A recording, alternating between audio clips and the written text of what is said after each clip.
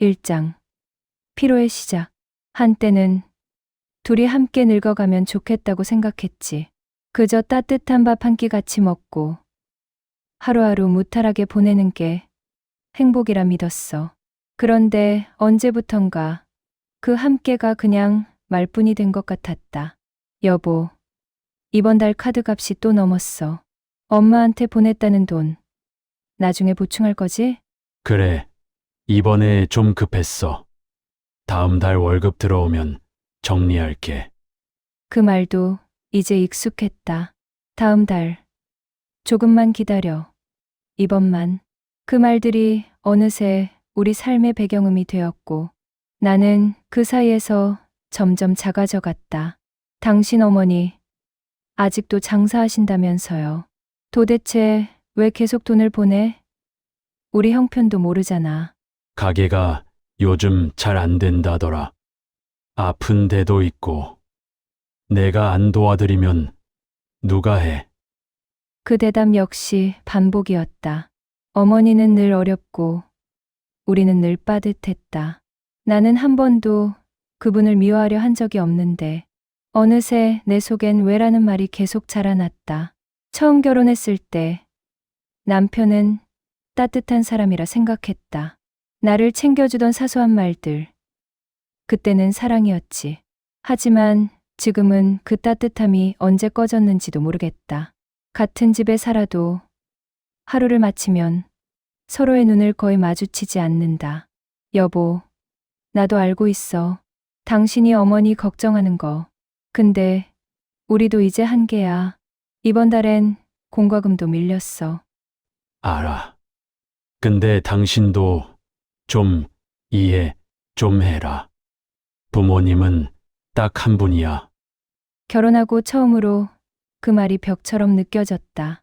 부모님은 한 분이라는 말. 마치 나는 그 아래에 있는 한참 뒤로 밀린 존재 같았다. 내가 밥을 하고 살림을 꾸리고 돈을 아껴내며 버텨온 시간들은 그 한마디 앞에 언제나 힘을 잃었다. 가끔은 그런 생각이 들었다.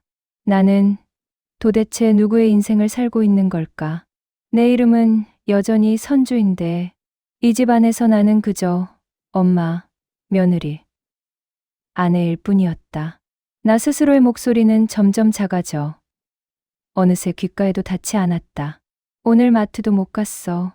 알뜰하게 써보려 해도 답이 안 나와. 이젠 진짜 줄일 게 없어. 왜 그렇게 예민해? 내가 다 책임질게. 그 말 내가 다 책임질게. 처음에는 든든하게 들렸지만 이제는 마치 내 의견을 잘라내는 칼 같았다. 그 말이 나오면 대화는 끝이고 나는 입을 다물어야 했다. 책임을 진다는 말 뒤에 숨은 건 사실 너는 신경 쓰지 마라는 말이었다. 그날 밤 나는 전기를 아끼려 TV 대신 불을 끄고 앉았다. 안방에서 흘러나오는 드라마 소리가 너무 크게 들렸다. 남편의 웃음소리와 배우의 대사가 섞여서 이 집의 공기가 텅 빈 것처럼 느껴졌다. 내가 기대했던 함께 늙어가는 삶은 서로의 손을 잡고 웃는 게 아니라 서로에게 할 말이 점점 사라져가는 과정이었나 보다. 주방 한 구석에는 지난달의 영수증이 아직도 쌓여 있었다. 적자가 반복되는 장부를 보면서 나는 매번 나 자신에게 말했다. 이번 달만 잘 넘기자. 다음 달엔 좀 나아질 거야. 하지만 매달의 그 약속은 늘 같은 자리에 머물렀다. 남편은 여전히 TV를 보고 나는 여전히 가계부 앞에서 한숨을 쉰다. 우리의 하루는 달력만 바뀔 뿐. 내용은 복사된 것처럼 똑같았다. 누군가는 부부가 오래 살면 서로 닮는다고 하던데 우린 닮지 않았다. 그의 무심함은 더 단단해졌고 나의 피로는 더 깊어졌다. 결혼 20년이면 이제 정이 쌓일 법도 한데 우리에게 남은 건 생활뿐이었다. 생활은 숨통을 조였고 나는 그 안에서 무표정해졌다. 남편은 늘 가족을 위해 애쓴다고 말했다. 하지만 그 가족 안에 나는 포함되어 있었을까? 어쩌면 우리는 처음부터 서로 다른 방향을 보고 있었는지도 모르겠다. 나는 둘이 함께를 원했지만 그는 각자의 책임을 지려 했다. 그 차이는 시간이 갈수록 더 커져 이젠 같은 식탁에 앉아도 다른 세상에 있는 기분이었다. 오늘도 잠들기 전 나는 계산기를 넣어두며 중얼거렸다. 다음 달엔 괜찮아지겠지. 하지만 마음 한구석에서는 이미 알고 있었다. 괜찮아지지 않을 거라는 걸. 나는 점점 누군가의 아내로서의 삶에 피로해지고 있었다. 누군가의 며느리로서, 누군가의 엄마로서, 그리고 결국엔 나 자신으로 사는 일에조차 지쳐가고 있었다. 그 밤, 남편은 평소처럼 코를 골며 잠들었다.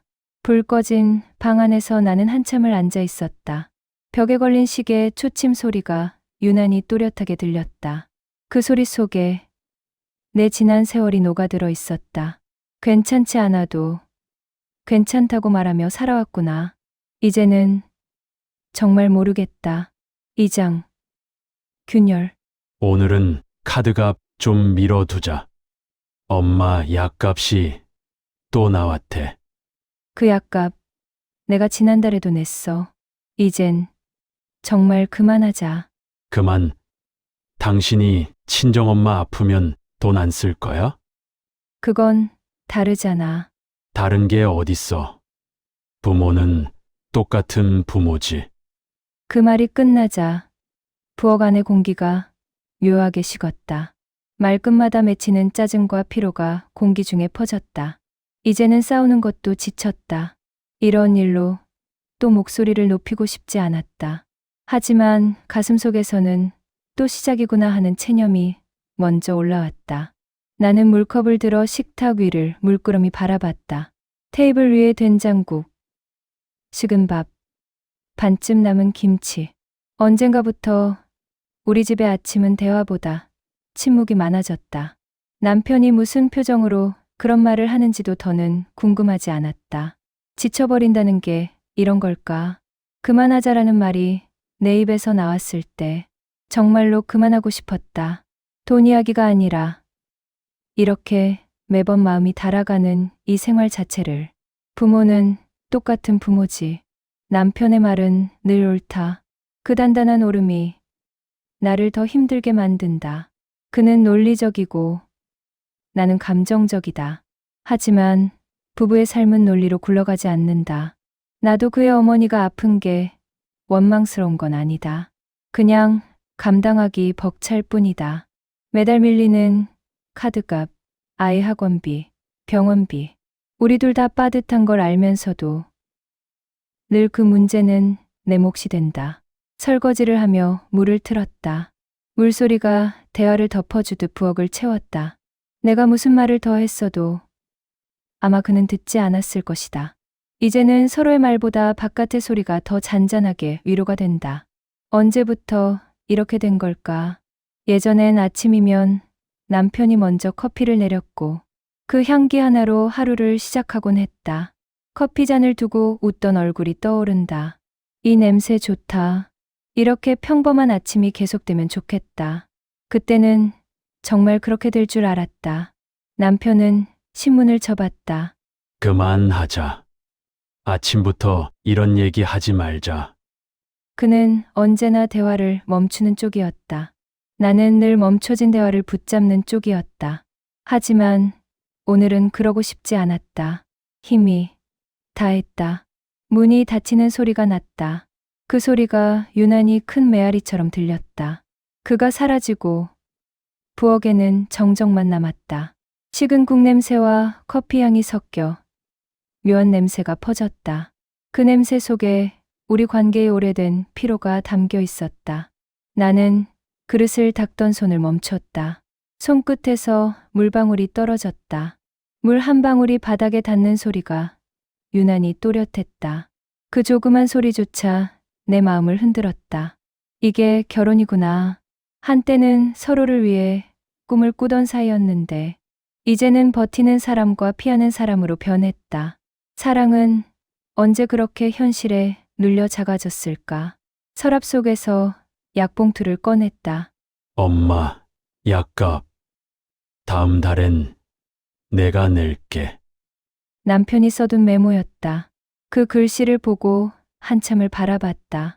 볼펜 자국이 눌려 있었다. 그의 피로가 무력감이 그대로 박혀 있는 듯 했다.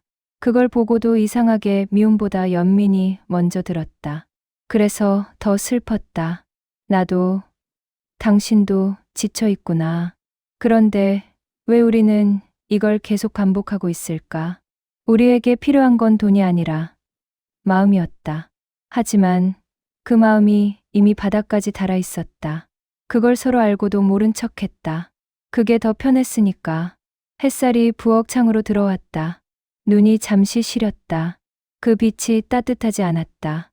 그저 새하얗고 차가웠다.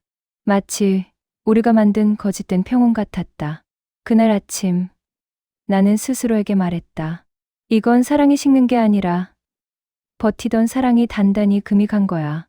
깨지기 직전의 유리처럼.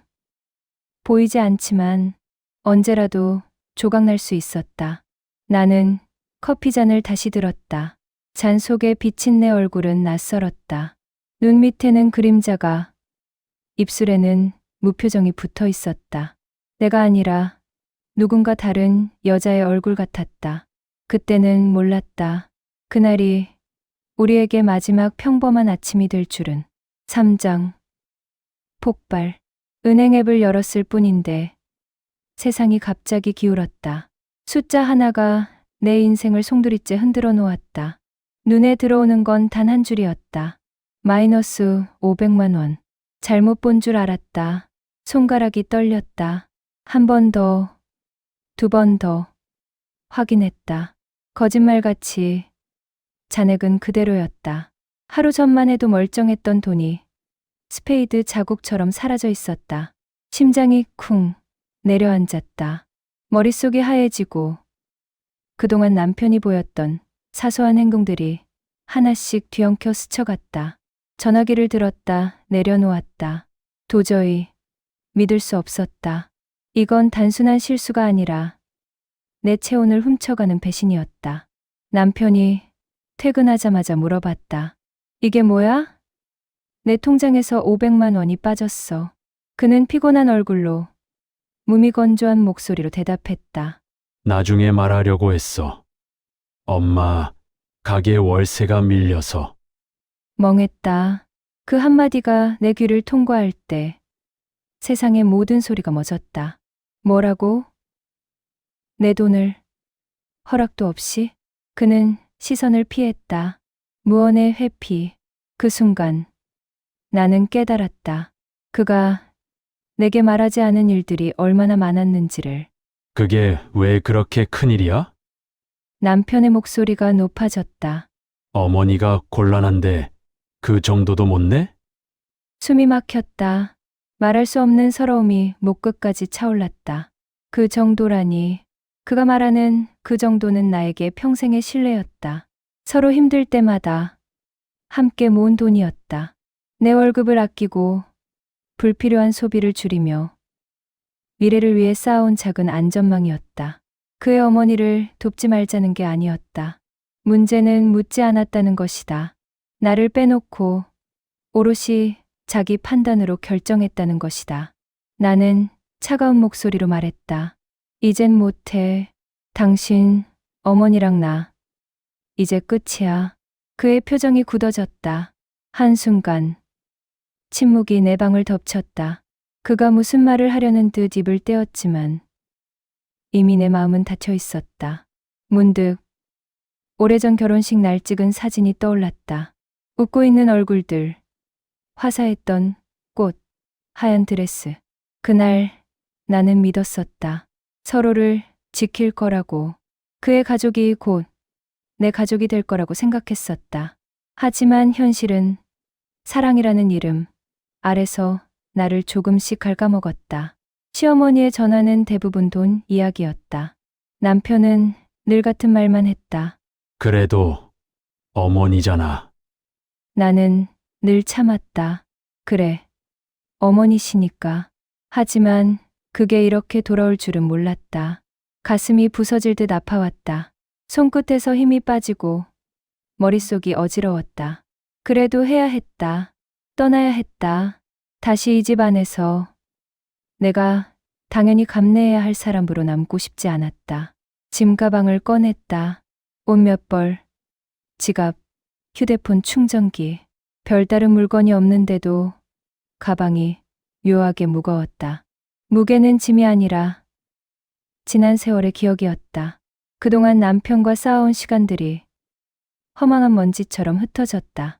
현관문으로 향하며 마지막으로 그를 바라봤다. 그는 아무 말도 못하고 서 있었다. 잔뜩 굳은 어깨, 떨리는 손끝. 이제야 후회하나 보다. 하지만 너무 늦었다. 그동안 고마웠어. 입 밖으로 나온 말은 차갑고 단단했다. 사랑이 아니라 작별이었다. 문을 닫자 세상이 조용해졌다.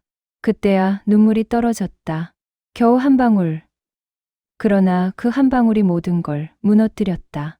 밖은 어둡고 찬 바람이 불었다. 거리의 불빛들이 깜박이는 사이로 내 숨소리만 들렸다. 차가운 공기 속에서 나는 혼잣말처럼 되뇌었다. 이젠 나를 지켜야 해. 누구를 원망하고 싶지도 않았다. 어쩌면 남편도 그의 어머니도 자신들의 방식대로 살았을 뿐일지도 모른다. 하지만 나는 다르다. 나는 더 이상 누군가를 위해 내 삶을 포기하지 않을 것이다. 오늘부터는 나를 위해 사는 것. 그것이 가장 큰 용기임을 알았다. 휴대폰 화면엔 여전히 그 거래 내역이 남아 있었다. 출금 500만 원. 이제 그건 단순한 숫자가 아니었다. 그건 내 인생의 경계선이었다. 그전엔 참고 견뎠던 여자. 그 이후로는 자기 목소리를 내기 시작한 여자. 문득 미소가 나왔다. 눈물이 마르기도 전에 입꼬리가 올랐다. 이상할 만큼 마음이 가벼웠다. 무너진 게 아니라 비로소 다시 서는 기분이었다. 기억 속의 남편이 자꾸 떠올랐지만 더 이상 미련은 없었다. 그는 나를 사랑했을지도 모른다. 그러나 함께 살아가는 법을 몰랐던 사람이다. 우린 서로를 오해한 채 너무 오래 버텼구나. 속으로 그렇게 중얼거리며 차가운 밤길을 걸었다. 한참 뒤 멀리서 휴대폰 진동이 울렸다. 남편일 것이다. 그러나 화면을 보지도 않고 꺼버렸다. 이젠 대답할 필요가 없다. 모든 말은 이미 끝났다. 길모퉁이 가로등이 내 그림자를 길게 느렸다. 그 그림자를 바라보며 생각했다. 지난날의 나는 늘 두려웠다. 사랑을 잃을까, 관계가 무너질까, 혼자가 될까. 하지만 지금의 나는 안다. 혼자가 되는 건 실패가 아니다. 진짜 자신으로 돌아가는 시작이다. 밤하늘에 별 하나가 떴다. 미세한 빛. 그러나 확실히 살아있는 빛. 그걸 보며 속삭였다. 이젠 괜찮아. 어쩌면 이게 진짜 나의 첫날일지도 몰라. 그리고 천천히 걸었다. 돌이킬 수 없지만 분명 앞으로 나아갈 길을 향해. 사장. 무너진 조각들. 박말순 씨 의식 잃은 채 발견되어 병원으로 이송됐으나 끝내 숨을 거뒀습니다. 텔레비전 속 뉴스 앵커의 목소리가 귓가에 울렸다. 그 이름이 들리는 순간 세상의 모든 소리가 멎었다. 심장이 잠시 멈춘 듯 공기 한 조각도 가슴 속으로 들어오지 않았다. 박말순. 그 이름이 지금까지 버텨왔던 내 마음의 마지막 벽을 무너뜨렸다. 나는 소파 끝에 주저앉아 있었다. 리모컨을 떨어뜨린 손이 떨렸고 화면 속 기자가 읊조리는 가게 이름, 주소. 그 모든 글자가 칼날처럼 내 눈을 찔렀다. 그곳은 어머니가 마지막으로 선택했던 삶의 자리였다. 머리로는 뉴스의 말을 이해하고 있었지만 가슴은 끝내 그 사실을 받아들이지 못했다. 전화기가 울렸다. 남편이었다. 화면에 이름이 떠오르는 순간 모든 용기가 사라졌다. 받지 못했다. 그가 나에게 하고 싶은 말이 무엇인지는 굳이 듣지 않아도 알 것 같았다. 그가 나를 원망하거나 아무 말도 못하거나 둘 다 견딜 수 없었다. 뉴스 속 기자의 말이 아직도 메아리처럼 들렸다. 주변에서는 며느리와의 갈등으로 받은 스트레스가 원인이 아니겠느냐는 추측이 나오고 있습니다. 사람들은 그렇게 말했다고 했다. 며느리한테 버림받고 충격으로 돌아가셨다고. 진실이 뭐든 그 말이 내 가슴을 깊게 찔렀다. 누군가의 입에서 나온 한 문장이 내 지난 3달의 시간보다 더 무거웠다. 나는 그저 조금 거리를 두고 싶었을 뿐이었다. 잠시 쉬어야 내 마음이 무너지지 않을 것 같아서 그렇게 한 걸음 물러서 있었던 것뿐이었다. 그런데 그 한 걸음이 어머니에게는 절벽 끝에 이별이 되었던 걸까? 눈물이 터져 나왔다. 이유도 모르고 흘러내리던 그 눈물이 멎지 않았다. 살다 보면 후회라는 건 한 번쯤은 견딜 수 있는 짐이라고 생각했는데 이건 짐이 아니었다. 숨을 붙잡고도 계속 떨어지는 낙하였다. 끝없이 깊은 곳으로 끌려가는 느낌이었다.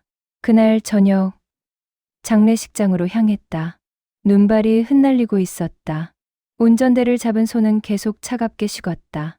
도로 위의 불빛들이 눈물에 번져 하나하나가 어머니의 얼굴처럼 보였다. 마지막으로 같이 걸었던 날이 떠올랐다. 시장 골목에서 손잡고 걷던 그 짧은 길. 그때도 어머니는 내 손을 꼭 쥐고 이런 말을 했다. 선주야, 사람 마음이라는 건 말에 한번 다치면 다시 열기 어렵다. 그러니까 꼭 그때마다 이야기해. 그 말을 들을 때는 몰랐다. 그 다음 날이 어머니와의 마지막 대화가 될 줄은. 장례식장 앞에서 발이 멈췄다. 문 너머에서는 조용한 곡소리가 들려왔다. 남편의 목소리도 어른들의 울음소리도. 하지만 나는 들어가지 못했다. 문 손잡이 위에 올린 손이 그때처럼 또 떨렸다. 한 걸음만 더 내디디면 모든 게 끝나는 걸 알았다. 그 안으로 들어가면 이별이 현실이 되어버릴 테니까. 죄송해요, 어머니. 입술이 저절로 움직였다. 들리지도 않는 그 말을 수십 번 속삭였다. 차마 발을 떼지 못한 채 문 앞에서 발끝만 바라봤다. 그 문이 열리면 어머니의 얼굴을 다시 한번 볼 수 있을지도 몰랐다. 하지만 그 용기가 나지 않았다. 내가 그 앞에 서 있는 동안 남편은 안에서 조용히 절차를 이어가고 있었다고 들었다. 무너진 목소리로 인사를 하고 마지막 인사를 하고 사람들을 보내고 그가 나를 기다렸는지 아니면 이미 단념했는지는 모른다. 다만 느껴졌다. 두 사람 사이의 거리가 이제는 영원히 다시 이어질 수 없을 만큼 멀어졌다는 걸. 집으로 돌아오는 길에 라디오에서 또 뉴스가 흘러나왔다. 나는 끄지도 못하고 그대로 듣고 있었다. 마치 벌이라도 받듯이 쏟아지는 말 하나하나를 다 들었다. 가게 안에서 혼자 쓰러져 계셨답니다. 발견 당시는 이미 의식이 없었고 운전석 위로 눈물이 떨어졌다. 와이퍼가 유리를 닦을 때마다 그 울음이 흔적처럼 사라졌다가 다시 번졌다. 그날 이후 집 안의 모든 물건들이 낯설어졌다. 싱크대 위에 찻잔, 식탁 위에 수건, 심지어 거실에 걸려있던 시계 소리까지. 어머니가 우리 집에 오셨을 때 함께 고른 것들이었다. 하나하나가 눈에 밟혔다. 그때 어머니는 천천히 말하곤 했다. 이건 같이 고르자. 그래야 가족이지. 그 말이 이제 와서는 고통으로 남았다. 며칠 동안 남편에게서 연락이 오지 않았다. 나는 전화를 켰다가 껐다가 메시지를 쓰다가 지웠다. 미안해요라는 말 한 줄을 쓰는 데조차 몇 시간을 망설였다. 그 말이 너무 가볍게 느껴졌기 때문이다. 어떤 말로도 이 죄책감을 덜 수 없다는 걸 알았다. 밤이 깊을수록 어머니의 목소리가 더 또렷하게 들렸다. 선주야, 괜찮니? 밥은 먹었니? 그 단순하고 따뜻한 말들이 이제는 칼날처럼 아프게 귀를 찔렀다. 사람의 목소리라는 게 이렇게 오래 마음에 남는다는 걸 그때 처음 알았다. 세상은 모든 걸 잊으라고 말한다. 시간이 지나면 다 괜찮아진다고. 하지만 어떤 기억은 시간으로도 지워지지 않는다. 용서받지 못한 마음, 말하지 못한 한마디, 닿지 못한 진심. 그런 것들은 오히려 시간이 지나면 더 또렷해진다. 나는 매일 꿈을 꿨다. 어머니가 가게 앞에서 나를 기다리고 있는 꿈. 흰 앞치마를 입고 손에 작은 종이컵을 들고 한 잔 마시고 가라며 웃던 모습. 그 꿈에서 깰 때마다 현실이 더 차가워졌다. 다시 뉴스 영상을 찾아봤다. 사람들은 어머니의 죽음을 단순한 사건으로 말하고 있었다. 외로운 노인이 세상을 떠났다. 가족과의 갈등이 안타깝다.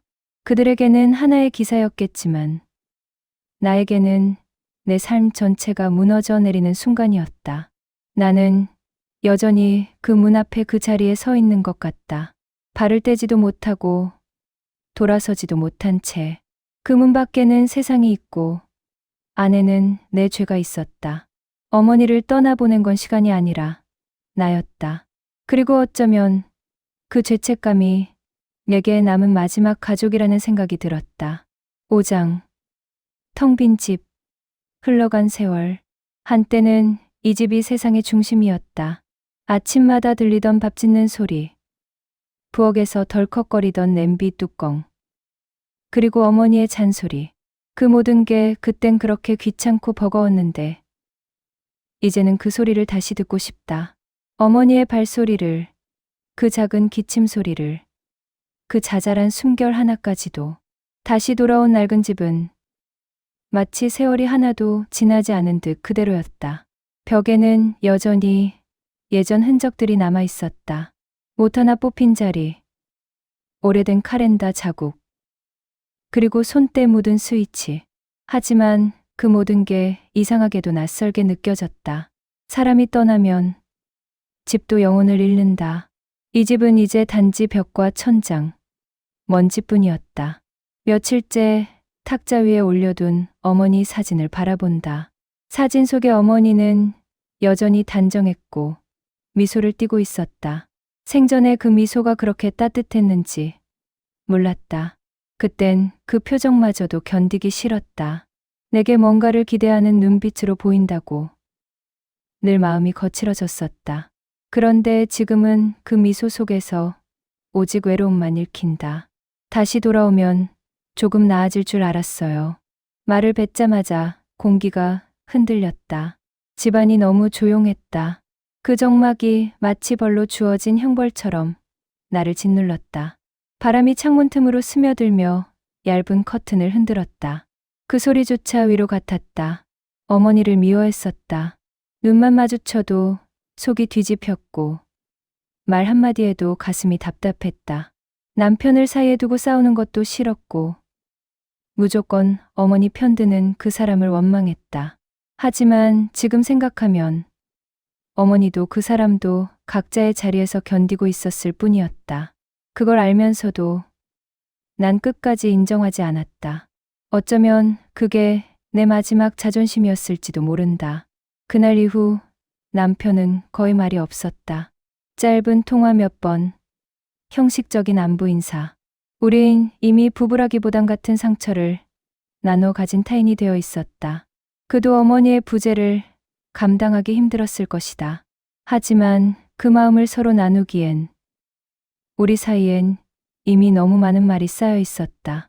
말하지 못한 말들, 하지 말았어야 했던 말들.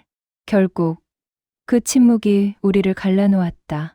가끔은 생각한다. 어머니가 떠나지 않았다면 우린 달라졌을까? 내가 조금만 더 따뜻했다면 그녀는 나를 미워하지 않았을까? 하지만 세상에 만약이란 건 없다. 그렇게 후회를 쌓으며 사는 게 인간이라는 걸 이제서야 깨닫는다. 시간은 흘렀고 어느새 계절이 바뀌었다. 봄이 왔다고 뉴스에서는 떠들지만 내 안엔 여전히 겨울이었다. 텅 빈 집 안에서 가끔 어머니의 목소리가 들리는 듯하다. 선주야, 밥 먹었니? 그 말이 환청인 걸 알면서도 대답하게 된다. 네, 어머니, 먹었어요. 잘 먹었어요. 그 짧은 한마디에 목이 메인다. 살아온 세월 동안 어머니와 나는 끝없이 맞부딪혀왔다. 그러면서도 서로를 미워하면서 닮아버렸다.